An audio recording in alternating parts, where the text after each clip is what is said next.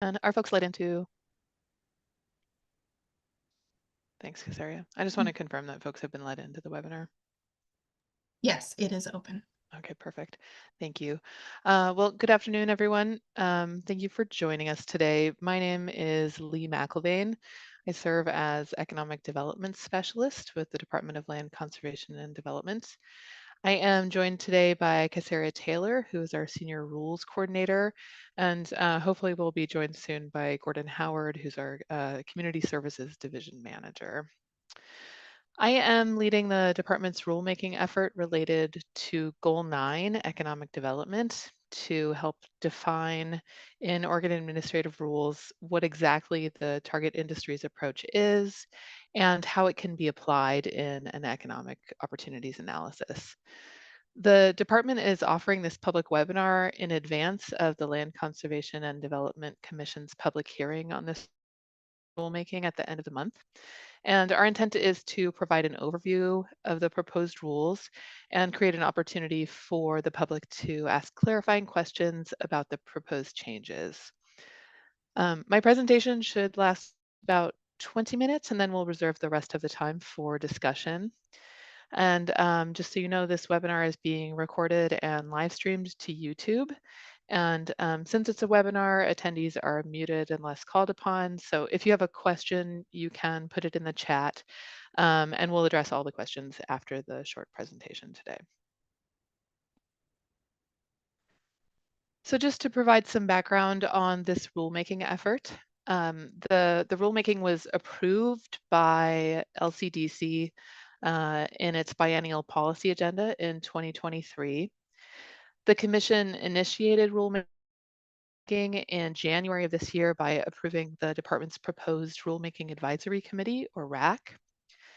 The department convened the RAC in March and met 3 times earlier this year to help inform the draft rules. And going forward, the only public hearing that the commission will hold on the proposed rules is scheduled for the morning of Friday, September 27th. And if you would like, you may submit written comments or provide testimony for that meeting. The public comment period is open until October 16th, so after that public hearing. And we may be asked by the commission to amend the proposed rules before the adoption meeting that's scheduled for December of this year. If you wish to make comments to the commission regarding this rulemaking, you can email Casaria Taylor, and I'll have her email address up on a slide here at the end of the presentation. Before I get into what the proposed rule would change, I want to provide just a very quick context for the target industries approach. So this rulemaking is related to the process by which cities plan to provide a long-range supply of employment lands. Oregon Administrative Rules, Chapter 660, Division 9, provide the requirements for conducting an economic opportunities analysis, or EOA. An EOA is the tool that cities use to determine the amount and type of land needed for employment uses over a 20-year planning horizon. EOAs typically include forecasts of future employment growth for the city and identify local economic development opportunities, which are then translated into employment land need and uses justification for an urban growth boundary expansion if the land demand is greater than or different from the supply inside of the UGB. Although there are required elements in the analysis, the way that an EOA is organized is intentionally flexible.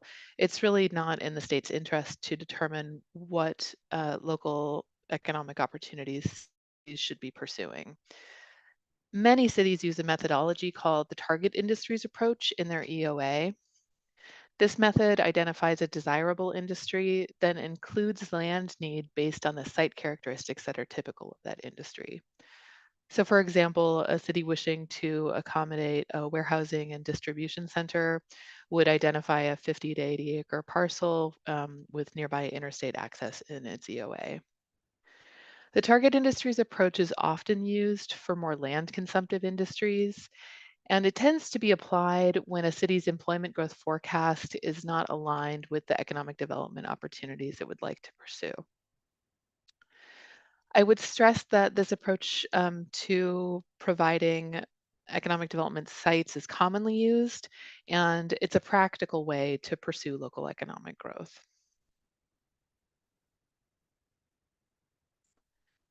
Although there are safe harbors to estimating local employment growth, there's no specific method required um, that a local government must use to estimate its future employment land need.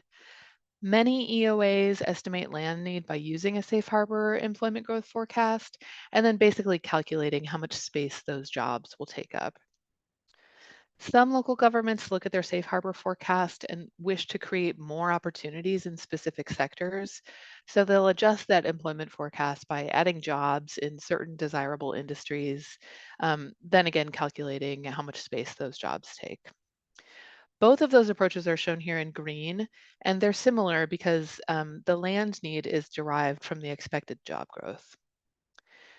The target industries approach is different because it doesn't use expected job creation to calculate the land need. Instead, this approach looks at the needs of the desired industry in terms of land and site characteristics, and then includes that specific need in the EOA. It is also typically an aspirational approach to Goal 9 economic development, but it's fundamentally different from the approaches shown in green because it doesn't use job growth as the basis for land need. So LCDC directed the department to engage in rulemaking on this topic because although the flexibility of OAR Chapter 660 Division 9 is critical to communities, the target industries approach itself is basically undefined. So the department was asked by the commission to provide some clarity around this approach, especially following an EOA adopted by the city of North Plains in 2022, which revealed some of the issues with this approach that are of concern from a comprehensive planning perspective. The lack of clarity on how to appropriately apply this approach in an EOA also exposes cities to unnecessary legal challenge. Um, and the department's perspective is that it's preferable to create some structure around this methodology rather than allow cities using it to be mired down in litigation. The issues that the department is endeavoring to address with this rulemaking are some of the more controversial recent applications where an EOA lacks industry specificity. So this is an issue where it's not been clear how a target industry can be defined. Is it enough for a city to just assert that it's going to recruit manufacturing, or does it need to be something more specific like food manufacturing or semiconductor manufacturing? This is an important question because different industries require different types of sites. So defining what a target industry can be within some range is important to effective employment lands planning. Another issue that the department is seeking to address here is that some EOAs that use the target industries approach result in large aspirational UGB expansions. The expansion itself isn't necessarily problematic, but big economic development initiatives can take years to develop. And the department has been hearing that there is a shortage of industrial land, specifically large lot industrial in some regions of the state. So we're seeking to protect sites for development by target industries when cities use this approach. And finally, the department is concerned that EOAs that use the target industries approach are not associating land demand with job growth. Cities are not required to use a specific employment forecast in their EOAs, but it's the department's position that land need asserted in an EOA should reflect the number of jobs anticipated to be created on employment sites, especially if the city is expecting significant job creation by a large new employer that might not be reflected in other elements of the city's comprehensive plan, particularly related to housing and transportation. So, in consideration of those questions, the department sought to recruit a RAC that represented both planning and economic development interests from around the state. We invited open application from local governments, both cities and counties, as well as economic development districts. The RAC also included industrial real estate interests, expert consultants, and advocates representing environmental, land use, agricultural, and property rights interests. And we were able to accommodate almost every applicant interested in serving on this committee. So the department posed key questions about this approach to the RAC and integrated many of the committee members' suggestions and feedback into the draft rule. The RAC spent the most time talking through how a local government should define a target industry and how site protection should function in this approach, since those will both be new considerations for cities in particular. And we worked through those issues between March and July of this year before sending the final draft rules to the Department of Justice for review.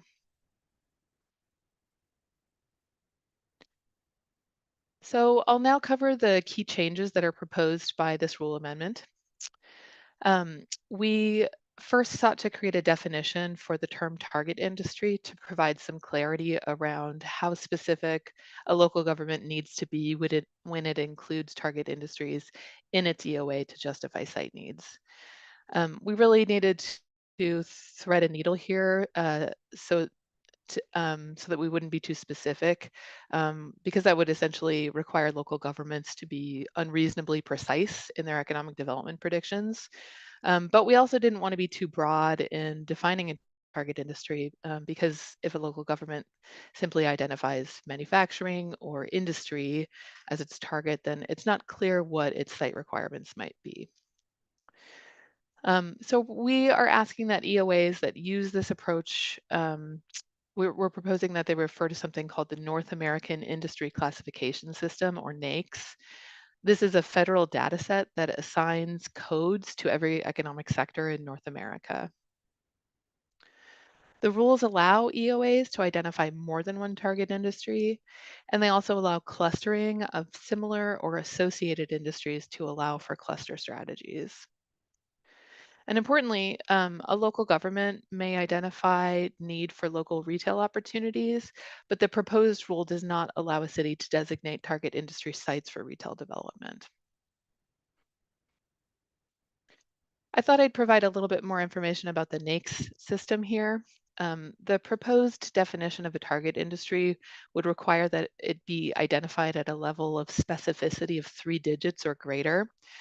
As you can see here, the NAICS classification framework adds more industry specificity with each added digit, where a 2-digit code, for example, NAICS 11, is most natural resource industries.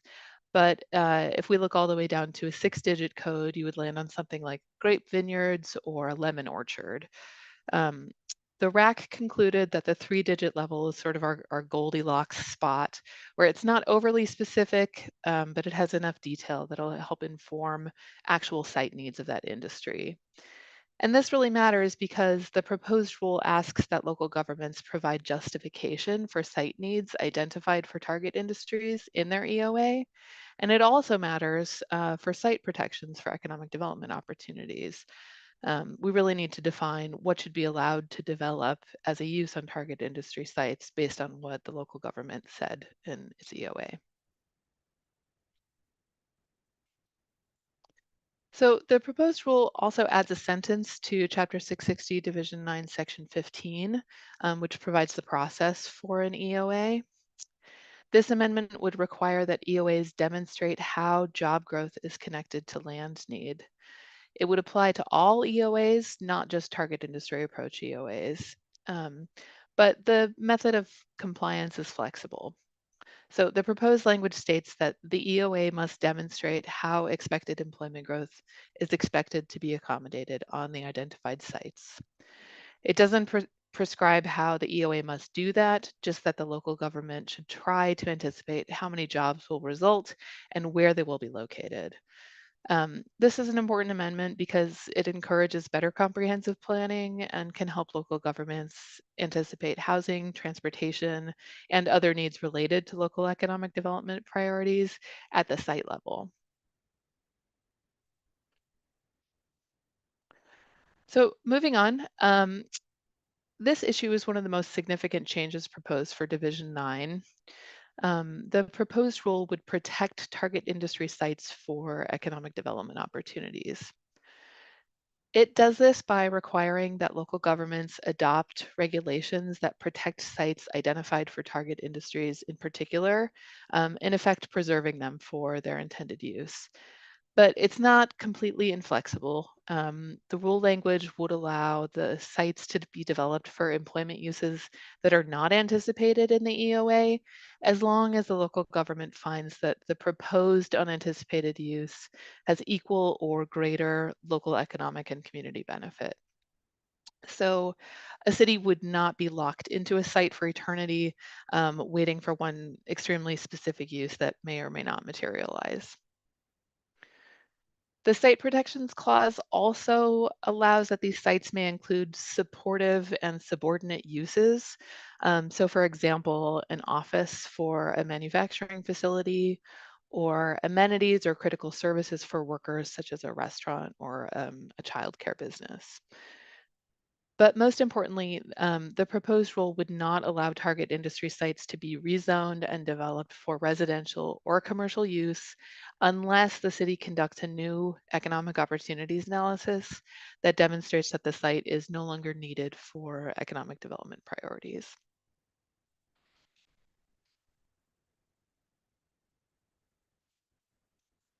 So we did ask the RAC to help inform when and how the target industries approach should be applied. Um, where this should be reserved for special circumstances or opportunities. And ultimately, the department has recommended that the flexibility of Division 9 be maintained in this and in other EOA methodologies. So this approach is optional, it is not required. It's also still available to any local government that wishes to use it, so the rule would not limit its use. We are not recommending any additional requirements of local governments that use the rule. So there's no additional findings or compliance related to Goal 14 or other statewide land use planning goals. And the compliance requirements within the proposed rule itself are flexible in keeping with the spirit of Division 9. So although local governments will need to justify site characteristics for target industries, and assign jobs to target industry sites, which is something that they were not explicitly required to do before. The method of compliance is really up to the local government. The rule is also flexible in allowing local governments to pivot to unanticipated economic development opportunities without prescribing exactly how it is that those opportunities must be considered.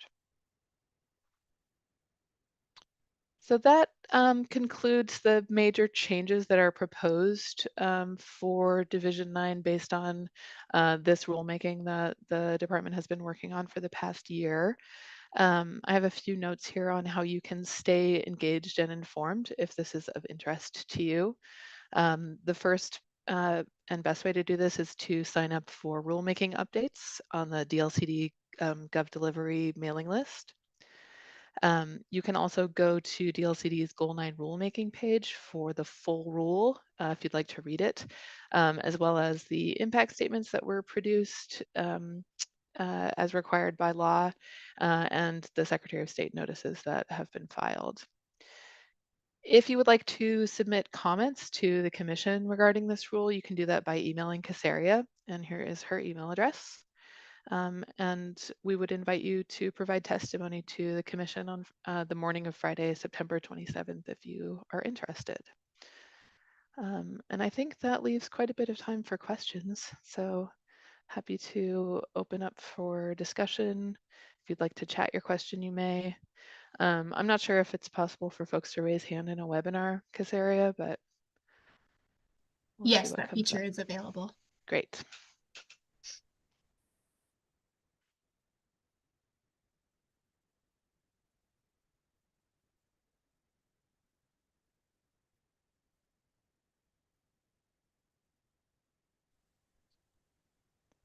Go ahead, Damien, Dave. please go ahead. Hi, good afternoon. Thanks for doing the webinar. Regarding, I think one of the changes to 660 009-00251B. There's a reference to Oregon Business Development Department guidance on industry standards. And I'm wondering if that's something that you could provide a link to on the DLCD website for when the rules are adopted, if a local government wants to take advantage of the target industries approach. Yeah, that's an excellent suggestion. Thank you, Damien. The reason that we included that particular provision in this rule is that in the department's experience, many cities rely on a publication from Business Oregon called the Industrial Site Requirements Matrix. And we wanted to just note that that is an important reference document, but also not limit cities to use by that to justify target industry site needs. But I think it's a great idea to post it online and also make sure that folks who are engaging in this work know to contact their regional development officer at Business Oregon to help them provide information about site needs that they might be interested in targeting for their community.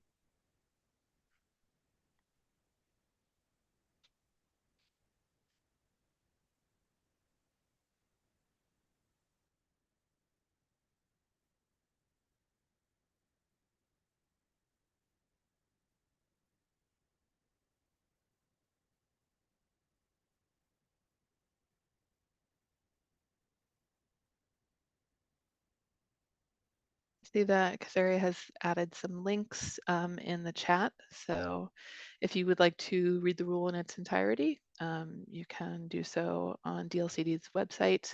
And please do sign up for updates to the rule. We'd like to see you stay engaged in the department's work on this. We think it's important.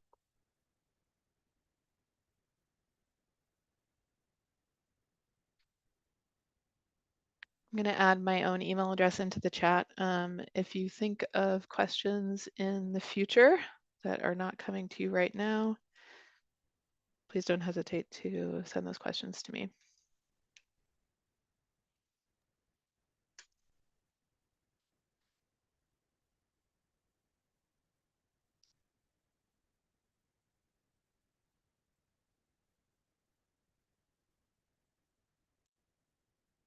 Well, seeing no hands and no additional questions in the chat, I think we can probably conclude this webinar.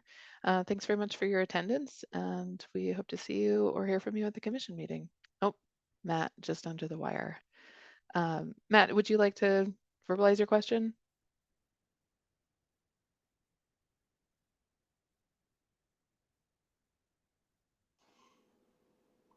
Hi there, can you hear me? Yes. Yeah, so I mean, I think I could just read what I had written. How do you see the application of the new rules differing, if at all, for cities within their own UGB versus cities within a larger UGB, such as the Portland Metro, of course? Yeah, that's an excellent question. I think that a city within Metro's UGB could easily use the target industries approach, and the changes that would be introduced by this rule, if adopted by the commission, to conclude that they have a different land need than they might have otherwise based on existing forecasts. However, as you note, there is a difference in the resulting UGB amendment process from conducting an EOA for cities that have their own UGB versus those in the metro region. So I think that's something that will probably bear out in time. Gordon, do you have any thoughts in response to Matt's question? Nothing really in addition. Obviously, you can use a city in metro could use the target industries approach. It's just that if the result was a assumption or belief that there would need to be an urban growth boundary expansion, that's where either that option wouldn't be available or you'd need to negotiate with Metro in terms of its regional forecast to accommodate that. Thank you.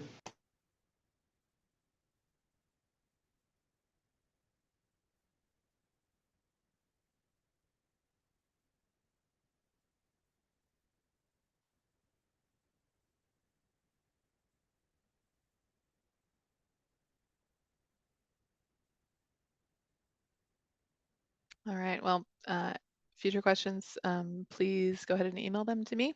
And you can reach out to Kasaria with any comments that you have for the commission in advance of the September meeting.